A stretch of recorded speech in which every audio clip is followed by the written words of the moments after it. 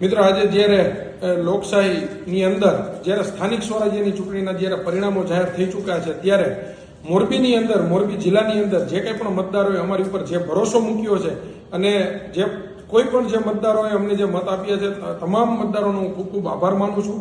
અને ખાસ કરીને આજે વાત કરીએ તો મિત્ર, મોરબી જિલ્લાની અંદર હળવદ તાલુકા પંચાયતની અંદર પણ 4 જેટલી સીટ આમ આદમી પાર્ટીના ફાળે આવી છે.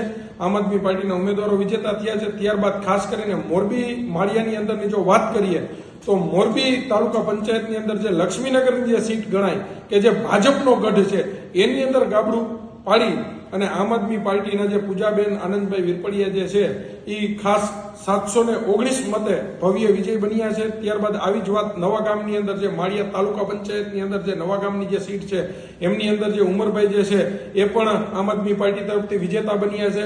ત્યારબાદ જેતપર તાલુકા પંચાયતની અંદર જે અમારો આમ આદમી પાર્ટીના જે ઉમેદવાર હતા એ માત્ર 36 મતની ટૂંકી સરસાઈથી હાર્યા છે. તો ખાસ મિત્ર, જનતાએ જે કંઈ પણ પરિણામ આપ્યું છે એ શિરોમાન્ય છે. પણ ખાસ વાત એ કરીએ, જ્યારે જનતાનો જે ઝુકાવ છે એ ક્યાંક ને ક્યાંક આમ આદમી પાર્ટી તરફ જે છે એ સ્પષ્ટપણે દેખાઈ રહ્યું છે.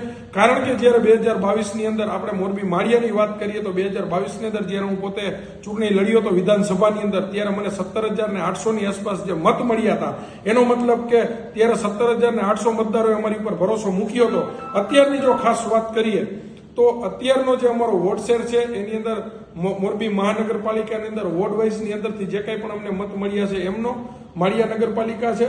અને અમારી જે અન્ય તાલુકા પંચાયત મોરબી માળિયા વિસ્તારની અંદર આવતી તાલુકા પંચાયતનો જો ટોટલ કરીએ તો ઈ વોટ શેર અમારો જે 17,800 થી લઈ અને અત્યારે 65,000ની આસપાસ પહોંચ્યો છે.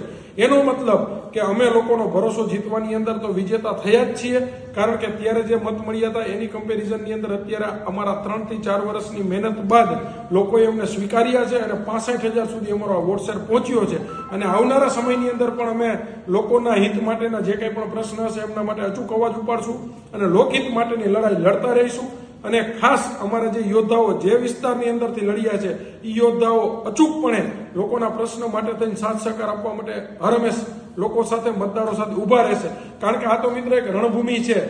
રણભૂમિની અંદર જ્યારે યોદ્ધાઓ ઉતરતા હોય છે ત્યારે હાર જીત તો કોઈ પણ એક વ્યક્તિની થતી હોય છે, આ ગુણ છે. અને ખાસ આપણે જો ટૂંકી વાત કરીએ તો નપાસ થવાની જો બીકથી રહી જશું તો ભણવા કેદી બેસી શકશું. એટલે ભણવા બેસીએ તો પાસ તો નપાસ થવાના છે. જેને નપાસની બીક રહેતી હોય એ ભણવા જ નથી બેસી શકતો. એટલા માટે થઈને આવી કસોટીઓની અંદરથી પાર ઉતરતા જશું, લોકહિત માટે અવાજ બનતા રહેશું, લોકોના પ્રશ્નો માટે થઈને લોકોના પ્રશ્નો ઉપાડતા રહેશું અને લોકોના પ્રશ્નોના નિરાકરણ આવનારા સમયની અંદર લાવતા રહેશું. પણ અત્યારે જે ચુકાદો અમને જનતા તરફથી મળ્યો છે આ ચુકાદાને અમે શિરોમાન્ય રાખીએ છીએ. અને આવનારા સમયની અંદર મોરબી જિલ્લાની જનતા માટે, ખેડૂત માટે, વેપારી માટે, યુવાન મિત્ર માટે કોઈ પણ જાતના પ્રાણ પ્રશ્ન હશે તો એમના માટે અચૂકપણે પંકજ રાણસરિયા અને મોરબી જિલ્લાની અમારી આમ આદમી પાર્ટીની ટીમ અચૂકપણે એમના પ્રશ્ન માટે સાથે છે અને પ્રશ્ન ઉપાડતા રહેશે. આટલું કહીને વિરમું છું. જય હિન્દ, જય ભારત, જય જવાન.